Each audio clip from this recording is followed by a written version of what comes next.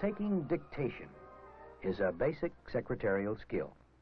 I understand, but specifically, what's involved? I mean, when you teach this course, what things do you emphasize? Watch Joan Carroll. She'll demonstrate. That buzzer tells her that her boss is ready to dictate. She keeps her shorthand pad and the two pens close at hand. The pad is open to a fresh page already dated. She gets her pad and pens and a second notebook, just in case. Mr. Kiefer knows that Joan will be ready to take his dictation without delay.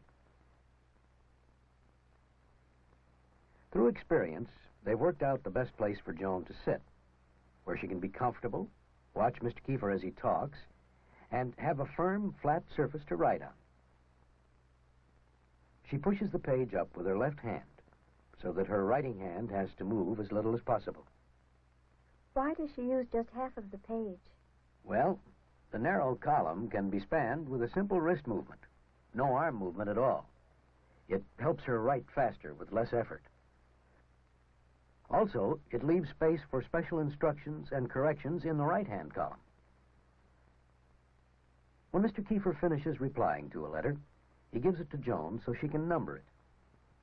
At the beginning of her notes, she has written the same number for the reply. So she knows which reply goes with each letter? Right. The letter is placed face down so that as other letters are added, they'll be in the same order as her notes. Now he's going to dictate a telegram. Joan notes this in the right-hand column, telegram. Using the right-hand column for special instructions makes it easier for Joan to find the instructions later when she transcribes her notes. Does an executive always give instructions at the beginning of a letter? Mr. Kiefer usually does. This is something he and Joan have worked out. This next letter, Mr. Kiefer wants sent special delivery. Joan also notes that there are 2 enclosures, and she reminds herself to make 3 carbons, knowing that Mr. Kiefer will want these.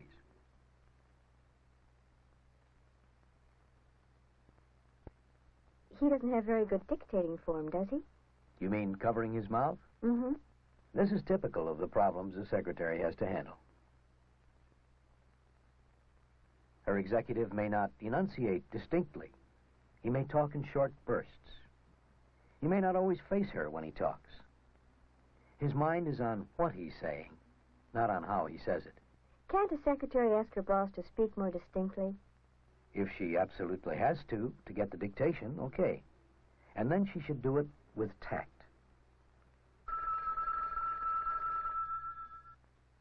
When there's an interruption, she tries not to distract him in any way. She uses this time to put in punctuation, check over her outlines, and read through her notes.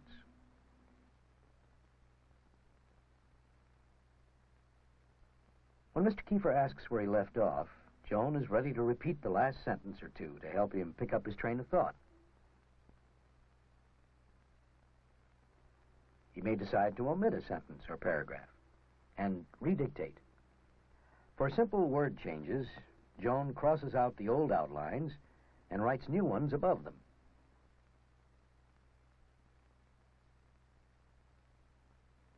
For longer changes, she indicates the spot with a capital letter, then uses the right-hand column to put in the correction.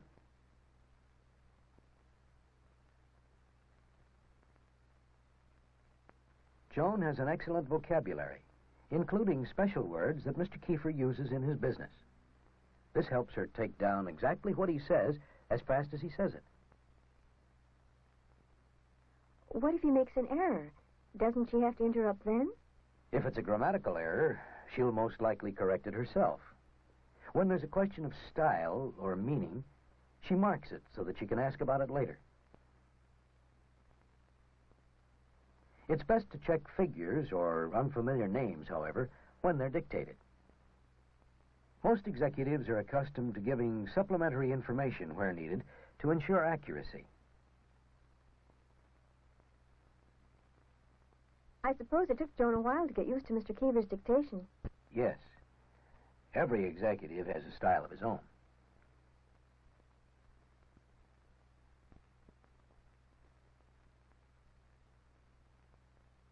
Now Joan's come to the end of her book. Good thing she brought an extra. It saves her from having to go back for another, which would interrupt him. Once the last letter has been dictated, Joan raises any questions she may have regarding the dictation or anything else that may have been omitted or overlooked by her executive. This is also a time to discuss appointments, phone calls, meetings, and other work for the day. Once the dictation session is over, Joan picks up all of her supplies, along with the enclosures and letters she needs for transcribing. Mr. Kiefer can return to his work knowing that Joan will complete the transcription of his correspondence efficiently. There are a number of other situations requiring variations in usual dictation procedures. Here, one of the salesmen in the office wants Sally Anderson to take notes of a telephone conversation. She's prepared to switch from transcribing to dictation without waste motion. A paperclip marks the next clean page in her notebook.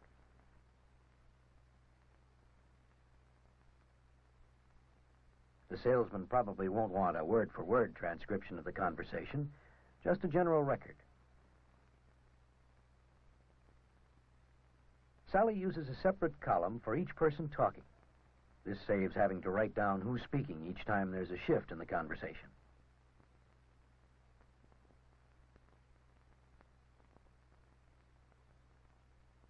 Seems like a telephone conversation would be hard to follow. Well, Sally knows she can ask either speaker to repeat something she doesn't understand. Isn't it bad manners to interrupt? Not on the telephone. On the contrary, people expect interruptions because of the difficulty of following this kind of conversation. Sally will send a copy of the transcript to both parties.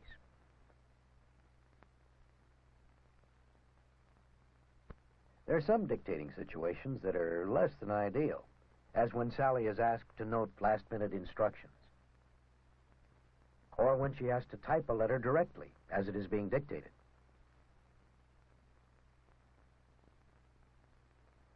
Another circumstance, more familiar to the executive secretary, is a business meeting where she's required to take notes. Joan must be especially alert so that each time a new topic is introduced, she's prepared to record the name of the person who introduced it, the main points covered, and the general comment.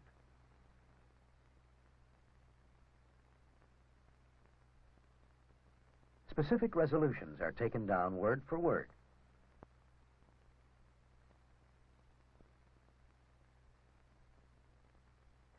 Whenever items come up on which action is to be taken immediately after the meeting, or for which Mr. Kiefer is responsible, she marks the item with an asterisk.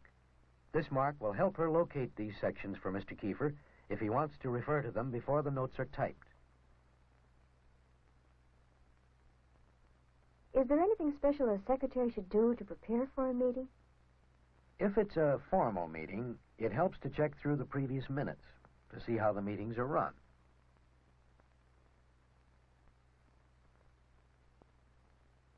Formal meetings may have a prepared agenda, which the secretary can use to organize her notes in advance.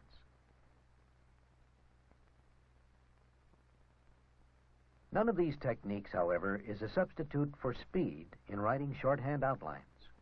This comes only with practice. Thorough competence in writing shorthand notes frees the secretary to give her complete attention to what each person is saying. Bet it's a relief once the meeting is over and the notes are done. If the secretary has done a good job. She still must read her notes and transcribe them. The moment of truth. Now is the time when Joan, or any other secretary, appreciates the importance of doing a neat, accurate, and complete job of taking dictation.